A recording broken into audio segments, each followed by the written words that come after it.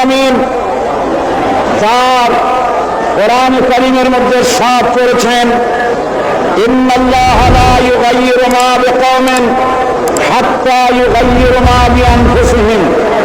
নিশ্চয়ই আল্লাহ পাক কোন জাতির ভাগ্য পরিবর্তন করেন না যতক্ষণ পর্যন্ত সেই জাতি তার ভাগ্য নিজেরাই পরিবর্তন করতে সচেষ্ট না হয়। ভাগ্য পরিবর্তনের জন্য প্রয়োজন দেশের প্রচলিত আইনের পরিবর্তন, আর সে আইন হতে হবে আল্লাহ রাব্বুল আলামিনের আইন। দেশ স্বাধীনের পর আমাদের এই মঞ্চের পেছনে যে সংসদ ভবন রয়েছে, এই সংসদ ভবনে যারাই এসেছেন তারা এই জনগণের ভাগ্য পরিবর্তনের কাজ, কেউ এই কাজে হাত দেননি। অবশ্য আমাদের দেশে আর কোনো জিনিসের উৎপাদন কম আর বেশি হোক না হোক, রাজনৈতিক দলের উৎপাদন খুবই বেশি। আমাদের দেশে বর্তমানে 200 রাজনৈতিক দল মাত্র কাজ করছে। এদের ভিতরে এমন দলও আছে যাদের নেতা এবং তাদের সেক্রেটারি সভাপতি কোথায় থাকেন তা খোঁজ করার জন্য তুলারাশির লোক দিয়া বাটি চালান দিয়েও খোঁজ করে পাওয়া যায় না।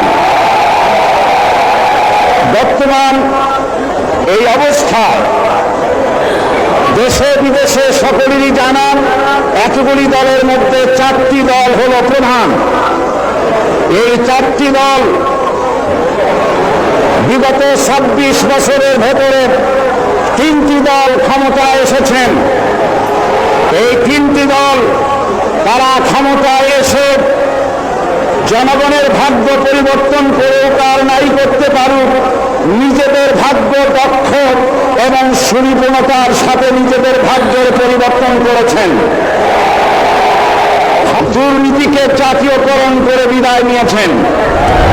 আরেকটি দল টানা 5 বছর ক্ষমতায় থেকে নাস্তিকবাদ, কাদিয়ানীদের দৌরত্ব, মুরতাদ, ভাগানী, ইসলাম বিরোধী এনজিও এবং বিপুল সংখ্যক খনি, চাঁদাবাজ, মস্তান, হাইজাকার, সন্ত্রাসী উপহার দিয়ে চরম জিল্লাতির সাথে মাত্র কদিন আগে বিদায় হয়েছে।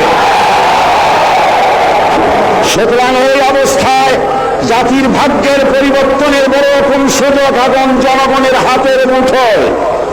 এই বিশাল জনসমুদ্রের উদ্দেশ্যে আমি বলতে চাই, আপনারা কি জাতির ভাগ্যের পরিবর্তন চান? যদি তাই হয়, 4টি দলের 3টি দল দেখা হয়েছে, একটি দল দেখা হয় নাই। সেই দলটির নাম কি? এবারের এই মহান সুযোগে সেই জামাত ইসলামীকে এই সংসদের ভেতরে কথা বলার সুযোগ করে দিতে হবে।